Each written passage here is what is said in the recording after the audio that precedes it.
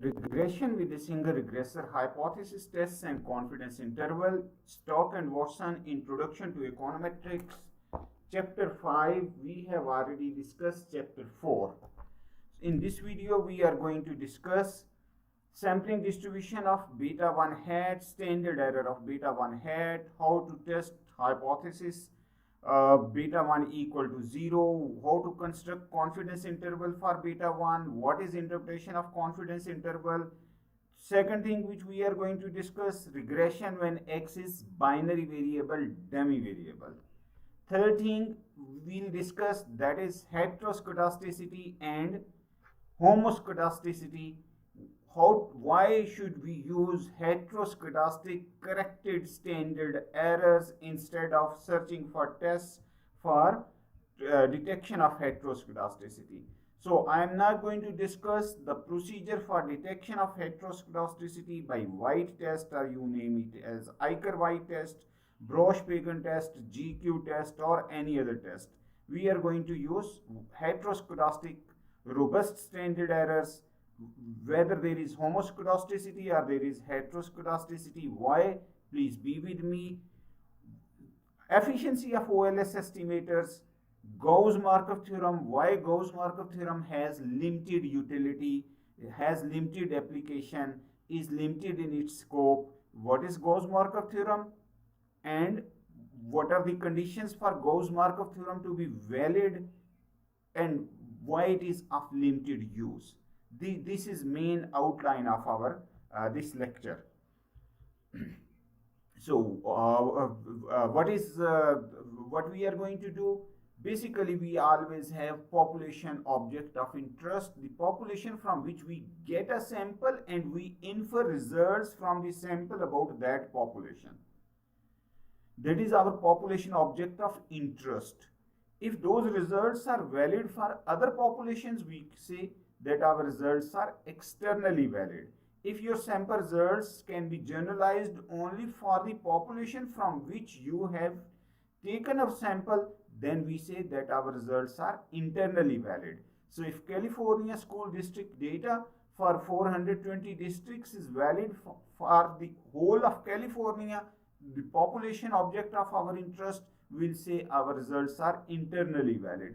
If those results are valid for MIT as well, for some Massachusetts, for some other state, some other country, then we'll say it is externally valid.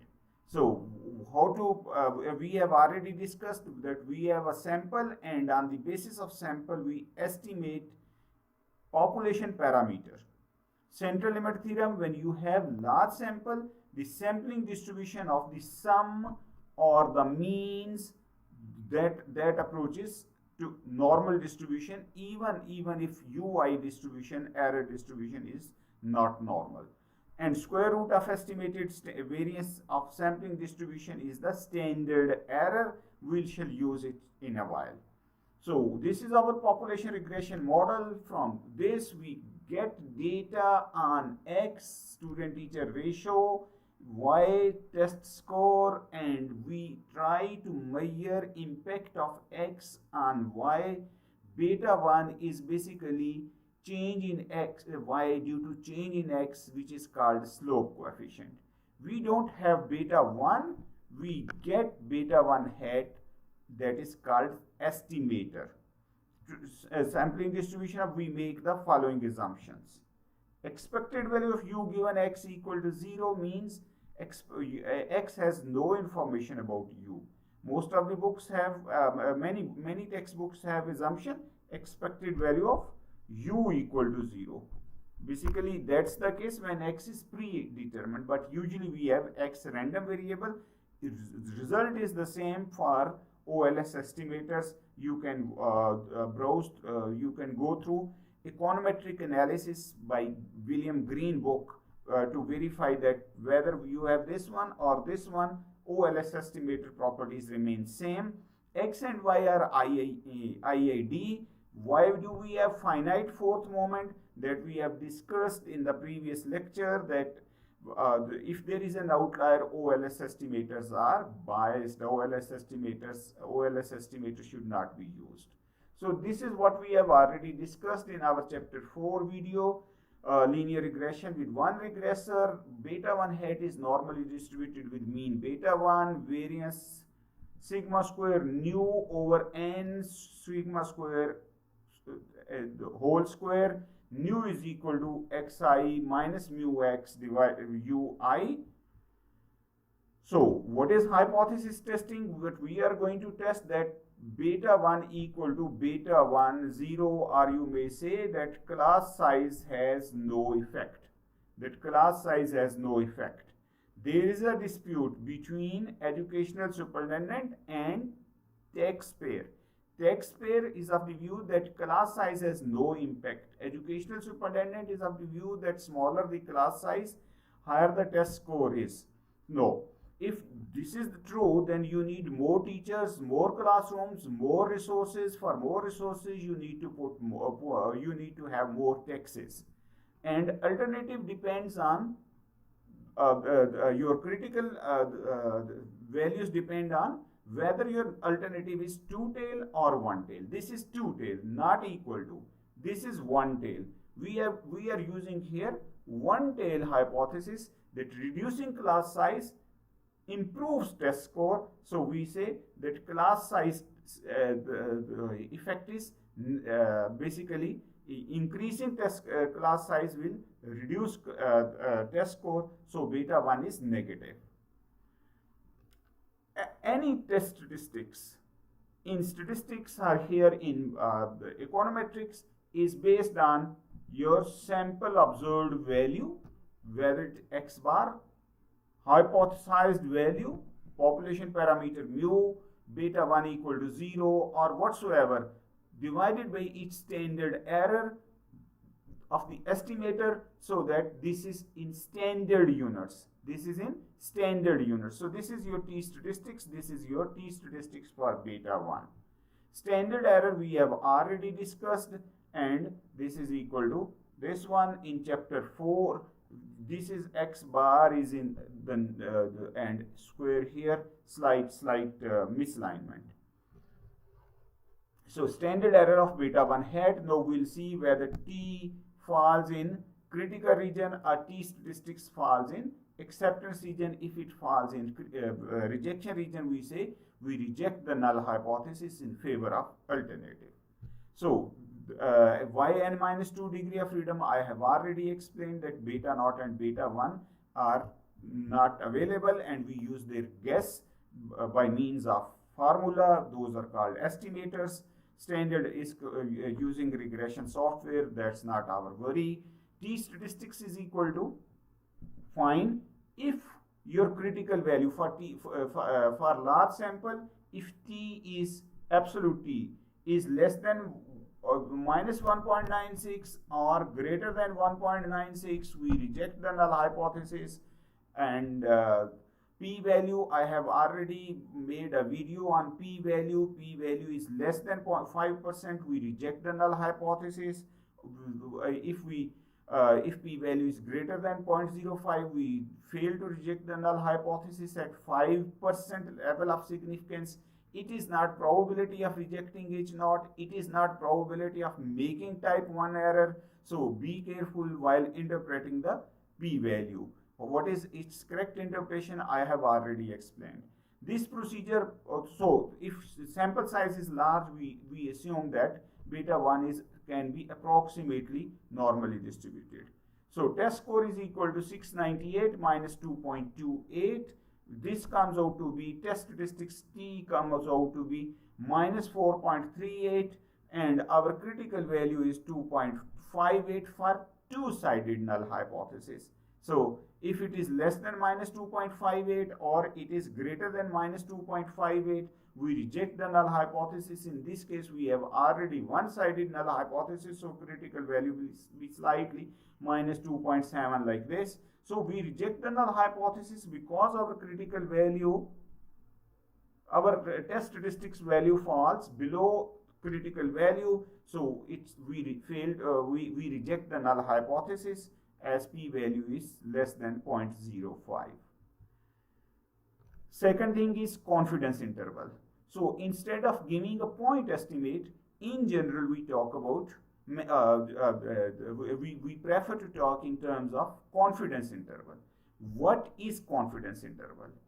That if we take 100 samples of size 420, as we have sample of size 420 here, then 95 samples will contain true population parametric value. If we take a sample of size n and we take 100 such samples, then 95 samples will cover the true value of the parameter and 5 samples will not cover. That is confidence interval.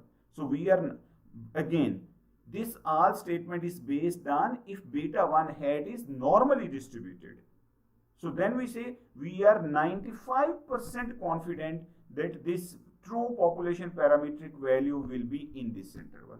If it is in uniform, if the underlying distribution is uniform, then please note down almost 100% population parameter will fall between plus minus 2 standard deviation. For example, if this is mu or beta 1 and this is 2 standard. So that's why it's important to know what is the underlying distribution. The standard statistical inference we are using throughout the course, throughout this text, is standard normal distribution. If beta 1 hat does not follow standard normal distribution, then you should go for bootstrap sampling or some other procedure.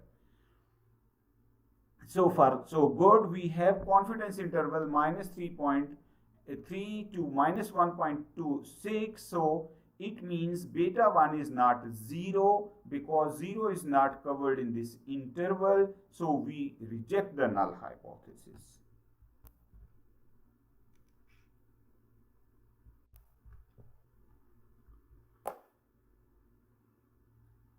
So what is way to summarize regression? That is test score hat equal to 698 minus 2.28, R square is 0.05, 18.6, standard error of intercept, standard error of the slope coefficient.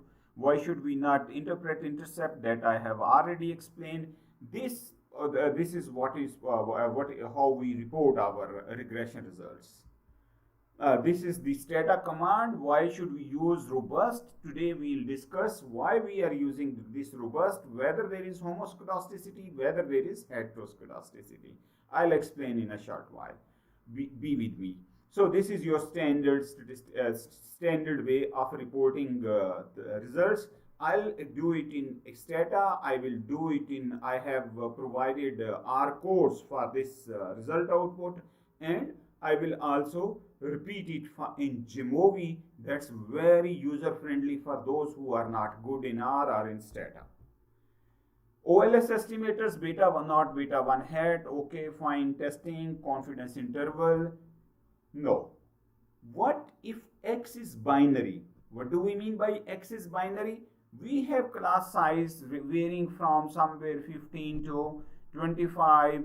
So we say that if class size is less than 20, then class size is small. If it is greater than 20, class size is large. So we have transformed our continuous variable into a binary regressor. If earnings is a function of beta naught plus beta 1 gender. So if you have male, female, 1, 0. Vaccination. If I am getting placebo, you are getting vaccine. Placebo means anything neutral injection. You are getting vaccination. This is at trial stage. So it means that those who are given vaccination, that is equal to 1. Those are who are given placebo, that is equal to 0. So we'll see that COVID protection is a function of those who are beta naught plus beta 1, those who are given X is 1, those who are given vaccination, and 0 who are not given vaccination. Beta 1 is slope coefficient, but it's binary, so therefore its interpretation is slightly different. So this is Y is equal to this one, X 0 or X is equal to 1. When x is equal to 1, beta naught this one, and expected value of beta y given x equal to 1 will be equal to beta naught plus beta 1. Expected value of u given x will be equal to 0. So this is the case. And expected value of y given x equal to 0 will be equal to beta naught. So the difference between this one and this one is the effect of treatment, is effect of gender, is effect of small class size, large class. So this is called the difference. Okay, fine. Now we have converted our sample into two parts. One is if class size is less than or equal to 20, class size is greater than 20. So we have regressed test score on student teacher ratio 7.4 D. So if D is equal to 1, it means that small class students have 7.4 scores on average more than large class size, or you can say their score is 657.4. And for small class size, D will be equal to 0, so score is 650. Please, if you have test score here, Y, and you distribute it into two parts, large class size, small class size, you will get the same result. You will apply t-stats, you will get similar results. So why are we running regression? So if you have two variables, it can be summarized through tables, through this t-statistics and all that. But when you have more than two regressor, one regressor, then in multiple regressors, regression is a very handy tool. So that's what we have discussed already, t-statistics and all that. Okay. No, that's very important thing. Heteroscedasticity and homoscedasticity only standard errors. And one more thing after this will be Gauss-Markov theorem. What are the consequences of homoscedasticity? What is homoscedasticity? What is its implications for computing standard errors? Homo means same, hetero means different. So homoscedastic data means that they are identically distributed. If they are taken from normal distribution, all the data, whenever we divide it into two parts, 3 parts, 4 parts, this data has more or less same variance as this one, So this is homoscedastic. We make assumption about UI are homoscedastic. So what is heteroscedasticity? For example, if data are normally distributed, but for this data your sample variance is 4, for this data sample variance is 8, for this data sample variance is 2. So it means we don't have identical distribution. What are its implications? Your standard errors will be miscalculated and it will lead to the wrong results about null hypothesis, rejection or acceptance. So we have already discussed, so our assumption is variance of u given x is constant. If it's constant, as in case of two samples, we say pooled standard deviation. Why we use this? Because we assume that variances are equal. But if variances are not equal, then we use a different strategy. So same is the case here. Equal group variance means homoscedasticity. Unequal group variances means heteroscedasticity. If we look here, class size 15, our expected value of u given x equal to 0 in all these 3 cases. Variance is almost same in all 3 cases, but in this case, the first assumption, expected value of u given x equal to 0 holds. That mean is 0 given any value of x, but variance here is more than here, so we say that the first assumption is satisfied, but variance of u given x depends on x. As larger the x, greater the variance. From here you have another graph here, that you have years of education and average hourly earning. It's when you have a few years of education, you have less variation in earnings. When you have more years of education, you have more variations in earning. So variance of this data with years of education is not the same as this one, and it's obvious that people who are just 8th grade pass or 6th grade pass, they will earn very much similar to each other. But people who have 16 years education, they may have very huge variation. Some people may reach at the stage at the level of a CEO of a big firm. Some may be just searching for some normal casual normal job. So there are huge variations when your years of education increase. So if we take variance of this data and variance of this data, obviously these variances are not equal. So this data are heteroscedastic. How to deal with heteroscedasticity, that we are going to discuss. This is homoscedastic or heteroscedastic.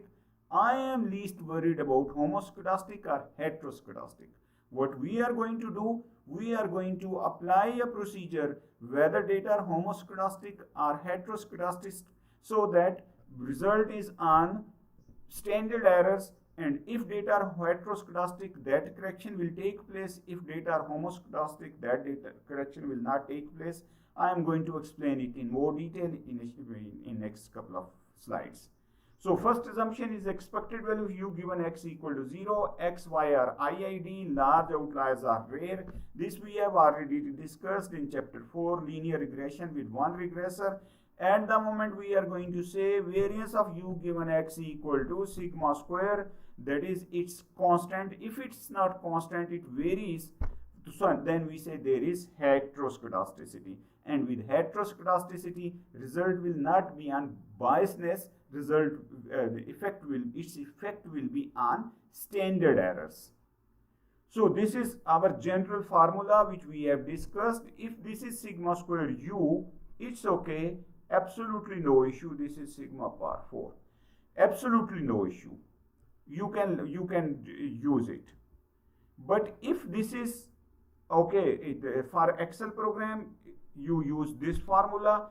If variance is not constant, then you should not give output by using Excel unless you make correction in this formula for heteroscedasticity. This is homoscedastic only standard errors. So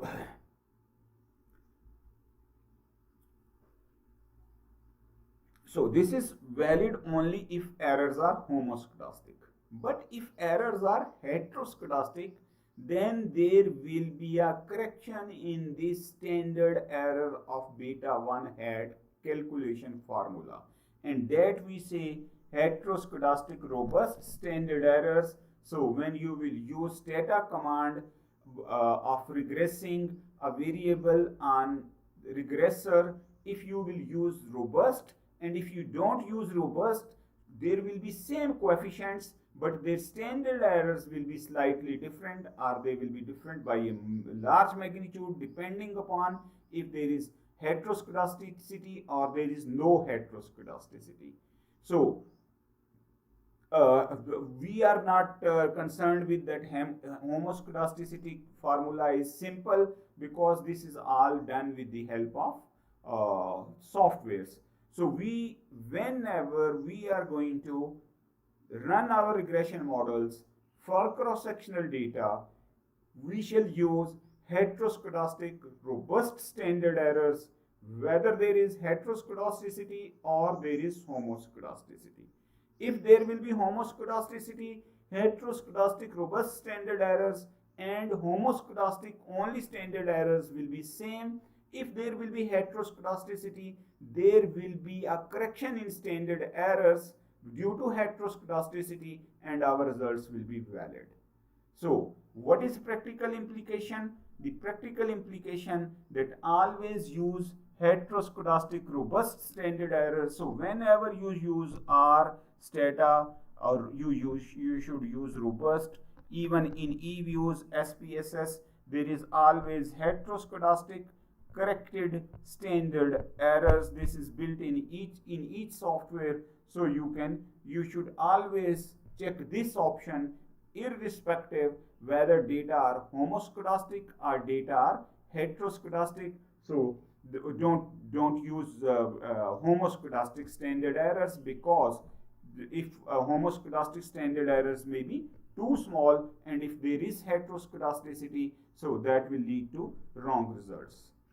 So that's why we use robust. If you don't use robust, your results will be different here. This will remain same. This will remain same. So my take is that always use heteroscedastic robust standard errors. What to do in panel data we'll discuss in later on, and in time series data later on. Bottom line, if errors are either homoscedastic or heteroscedastic, you always use heteroscedastic standard errors. If the errors are heteroscedastic and you are using homoscedastic standard errors, your results will be not correct. But if you are using heteroscedastic robust standard errors and there is no heteroscedasticity, there will be no impact on your results. So therefore, it's fine. So heteroscedasticity impact on OLS estimator is that they become inconsistent. So we leave this. Okay, so now we have two more assumptions. UI is homoscedastic and UI is normally distributed. That's, we have now five assumptions, or you can say four main assumptions. UI is even not normally distributed. We say that for large sample, beta 1 hat is normally distributed. Okay, final part of this lecture, Gauss-Markov theorem. What is Gauss-Markov theorem? Gauss-Markov theorem is that among the class of all linear, first of all, first assumption is linear, second is unbiased, third is that among the class of all linear unbiased estimators, there should be homoscedasticity. Fourth is, okay, now you see we have many estimators which are biased but have smaller standard errors, smaller variances. In cross-sectional data, in economics data, in social sciences data, we don't have generally homoscedastic data. And there are many estimators which are y is a nonlinear function of variables, so nonlinear function of parameters. So in that case, Gauss-Markov theorem will not be valid. So Gauss-Markov theorem is that among the class of all linear unbiased estimators, when there is no heteroscedasticity, variance of OLS estimator will be least. So far so good.